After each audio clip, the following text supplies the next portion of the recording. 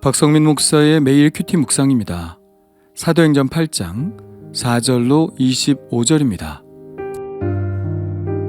그 흩어진 사람들이 두루 다니며 복음의 말씀을 전할세 빌립이 사마리아 성에 내려가 그리스도를 백성에게 전파하니 무리가 빌립의 말도 듣고 행하는 표적도 보고 한 마음으로 그가 하는 말을 따르더라. 많은 사람에게 붙었던 더러운 귀신들이 크게 소리를 지르며 나가고 또 많은 중풍병자와 못 걷는 사람이 나으니 그 성에 큰 기쁨이 있더라. 그 성에 시몬이라 하는 사람이 전부터 있어 마술을 행하여 사마리아 백성을 놀라게 하며 자칭 큰 자라 하니 낮은 사람부터 높은 사람까지 다 따르며 이르되 이 사람은 크다 일컫는 하나님의 능력이라 하더라. 오랫동안 그 마술에 놀랐으므로 그들이 따르더니 빌립이 하나님 나라와 및 예수 그리스도의 이름에 관하여 전도함을 그들이 믿고 남녀가 다 세례를 받으니 시몬도 믿고 세례를 받은 후에 전심으로 빌립을 따라다니며 그 나타나는 표적과 큰 능력을 보고 놀라니라. 예루살렘에 있는 사도들이 사마리아도 하나님의 말씀을 받았다 함을 듣고 베드로와 요한을 보내매 그들이 내려가서 그들을 위하여 성령 받기를 기도하니 이는 아직 한 사람에게도 성령 내리신 일이 없고 오직 주 예수의 이름으로 세례만 받을 뿐이더라. 이에 두 사도가 그들에게 안수하며 성령을 받는지라.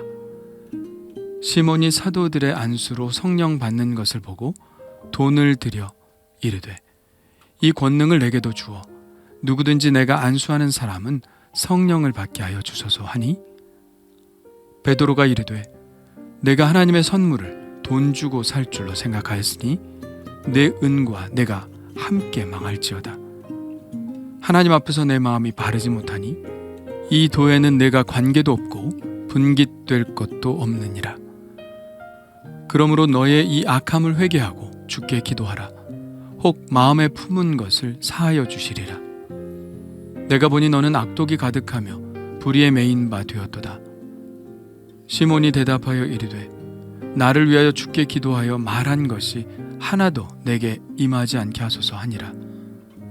두 사도가 주의 말씀을 증언하여 말한 후 예루살렘으로 돌아갈새 사마리아인의 여러 마을에서 복음을 전하니라.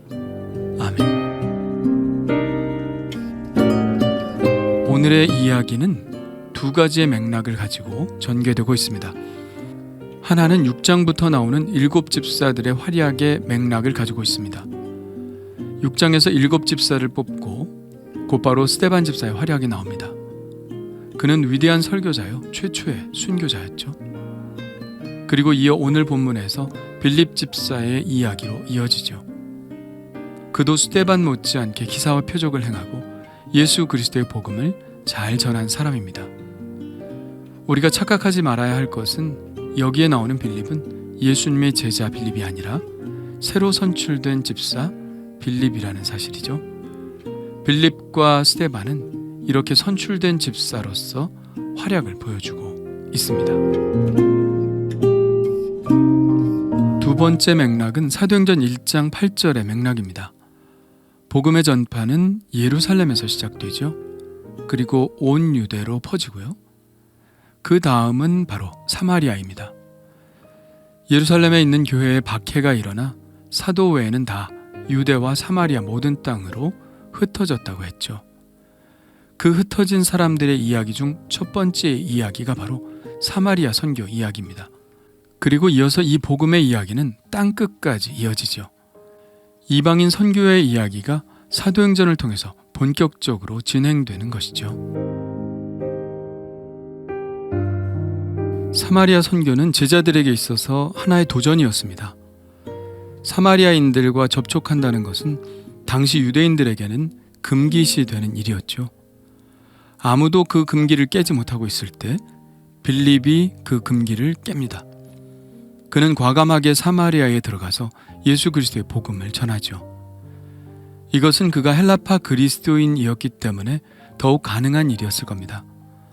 아무래도 유대인 그리스도인들보다는 헬라파 유대인들, 즉 좀 더 넓은 세상을 보고 자라난 사람들이 이런 선입견이나 금기를 깨는 것이 좀 더 쉬웠겠죠. 빌립의 선교는 매우 성공적이었습니다. 사마리아 사람들은 빌립의 말도 듣고 행하는 표적도 보고 한 마음으로 그가 하는 말을 따랐습니다. 많은 사람에게 붙었던 더러운 귀신들이 크게 소리를 지르며 나가고 또 많은 중풍병자와 못 걷는 사람이 나았습니다. 사마리아 선교가 성공적이었다는 것은 그들이 모두 한 마음으로 따랐다는 것입니다. 유대인들과는 다르죠. 예루살렘의 유대인들은 마음이 나뉘었지만 사마리아 사람들은 모두 복음을 받아들였습니다. 시비가 붙지 않았죠. 빌립을 반대하여 대항하는 사람들이 없었습니다. 모두 복음을 받아들이고 따랐습니다. 그 결과 사마리아 성에는 큰 기쁨이 있게 되었죠. 복음을 받아들인 결과가 바로 이것입니다. 기쁨입니다. 누가는 누가복음에서 그리고 사도행전에서도 복음을 받은 후의 기쁨에 대해 많이 표현하고 있는데요. 빌립이 에디오피아의 내시에게 세례를 주는 장면이 앞으로 나올 텐데 거기에서도 이렇게 표현하고 있습니다. 둘이 물에서 올라올새 주의 영이 빌립을 이끌어 간지라 내시는 기쁘게 길을 가므로 그를 다시 보지 못하니라. 예수를 믿고 세례를 받으니 그에게 기쁨이 있었습니다. 13장에도 비시디아의 안디옥에서 예수를 믿은 사람들의 감정을 이렇게 표현하고 있습니다. 제자들은 기쁨과 성령이 충만하니라.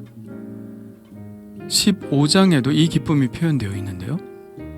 그들이 교회의 전송을 받고 베니게와 사마리아로 다니며 이방인들이 주께 돌아온 일을 말하며 형제들을 다 크게 기쁘게 하더라. 기쁨은 복음을 받은 자에게서 나타나는 공통된 특성입니다. 개인적으로는 저도 복음을 받은 후 최고조의 가장 지극한 기쁨을 느꼈으니까요.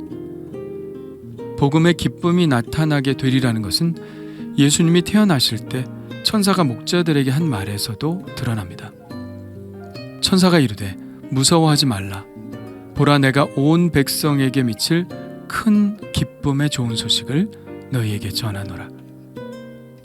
복음은 기쁜 소식입니다. 복음이 나에게 미쳤을 때 나의 영은 기뻐할 수밖에 없습니다. 해방의 기쁨, 자유의 기쁨, 하나님께 받아들여졌다는 기쁨, 나의 인생의 문제가 해결되었다는 기쁨, 복음이 우리에게 허락한 그 기쁨의 이유는 헤아릴 수 없이 많죠. 그래서 어떤 그리스도인들은 이 기쁨을 이렇게 표현했죠. 주의 말씀 받은 그날 참 기쁘고 복되도다. 이 기쁨만 못 이겨서 온 세상에 전하노라. 기쁜 날 기쁜 날 주 나의 죄 다 씻은 날 늘 깨어서 기도하고 늘 기쁘게 살아가리. 기쁜 날 기쁜 날 주 나의 죄 다 씻은 날. 이 복음이 주는 기쁨이 우리 자신에게 또 세상 모든 사람에게 미치기를 간절히 바라봅니다. 사마리아 성이 복음을 받아들였다는 사실이 예루살렘 교회에도 알려졌습니다. 이러한 사실은 예루살렘에 있는 제자들에게는 굉장히 놀라운 일이었죠. 그래서 예루살렘 교회는 베드로와 요한을 사마리아 성으로 보냅니다. 베드로와 요한은 복음을 받은 사마리아 사람들이 성령 받기를 기도하며 안수를 했죠. 그러자 오순절에 임했던 성령이 동일하게 사마리아 성에도 임했습니다. 그런데 이 현상을 개인이 행하는 마술처럼 여긴 사람이 있었습니다. 그는 바로 마술사 시몬이었는데요. 시몬은 사마리아 사람들이 다 예수를 믿고 세례를 받을 때 빌립에게 세례를 받은 사람입니다. 시몬은 나름 사마리아 성에서는 매우 유명한 사람이었는데요. 마술을 행하여 사마리아 백성들을 다 놀라게 하며 자칭 큰 자라고 했던 자입니다. 사람들이 다 그를 따랐었죠. 그런데 그런 그가 세례를 받은 것을 보면 정말 사마리아 성은 한 마음으로 복음을 따랐던 것 같습니다. 이 마술사 시몬이 베드로와 요한이 안수할 때 성령이 임하는 것을 보고 자기 마술에 한 가지 아이템을 추가할 기회로 여겼는지 베드로와 요한에게 돈을 주며 말합니다. 이 권능을 내게도 주어 누구든지 내가 안수하는 사람은 성령을 받게 하여 주소서. 그는 성령님이 임하시는 현상을 사람의 권능으로 할 수 있는 것처럼 생각했던 것이죠. 이에 베드로가 시몬에게 엄히 말합니다. 내가 하나님의 선물을 돈 주고 살 줄로 생각하였으니 내 은과 내가 함께 망할지어다. 하나님 앞에서 내 마음이 바르지 못하니 이 도에는 내가 관계도 없고 분깃될 것도 없느니라. 베드로의 말 속에는 성령의 임재가 바로 하나님의 값없이 주시는 선물이라는 것을 분명히 하고 있죠. 선물은 강제로 주게 할 수 있는 것이 아닙니다. 주는 이의 자유로운 선택에 의해 주시는 것이죠. 우리가 하나님의 선물을 강제할 수 있는 방법은 없습니다. 이렇게 하나님의 선택과 자유를 침해하려고 하는 일은 바르지 않은 마음이죠. 이런 마음을 가진 사람은 이 도와 관계도 없고 분깃될 것도 없는 사람입니다. 이게 무슨 말이죠? 구원에서 제외된다는 말입니다. 이것은 하나님의 권한을 자기가 좌지우지하려는 것이기 때문에 큰 죄에 속하는 것이죠. 이 시몬에 관한 말씀은 중세의 성직 매매와 관련이 되었습니다. 중세에 일어났던 성직 매매, 즉 돈을 주고 좋은 교구로 가려고 하고 더 높은 지위에 오르려 했던 이러한 성직 매매를 당시에는 시몬 작태라고 불렀습니다. 성직도 하나님의 권한에 있고 하나님이 세워주시는 것인데 사람이 돈을 주고 좌지우지하려고 했으니 그것은 그야말로 하나님의 나라에서 떨어져 나갈 만큼 큰 죄에 해당되는 것이죠. 베드로는 이어 시몬에게 말합니다. 그러므로 너희 이 악함을 회개하고 주께 기도하라. 혹 마음에 품은 것을 사하여 주시리라. 내가 보니 너는 악독이 가득하며 불의에 매인 바 되었도다. 시몬은 예수를 믿었지만 그동안 자기가 했던 생각에서 벗어나지 못했습니다. 예수를 믿고 성령을 받는 것도 중요하지만 회개함으로 마음을 새롭게 하는 것이 더 중요합니다. 왜냐하면 우리의 마음은 이미 많이 오염되어 있기 때문이죠.